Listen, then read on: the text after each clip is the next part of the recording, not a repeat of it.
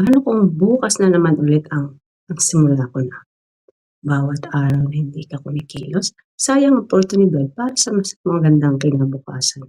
Ang pagpapaliban o bukas ay unti-unti naglalayo mga patay sa mga pangarap mo.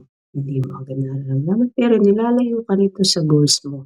Good morning, good afternoon, at good evening wherever you are tuning in from.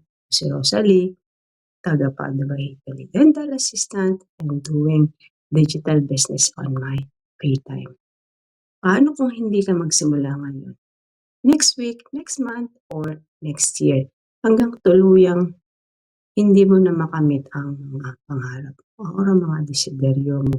Hindi mo naman kasi kailangan maging perfect para magsimula. Ang kailangan mo lang ay isang desisyon na gawin ito ngayon. Yes, you heard it right.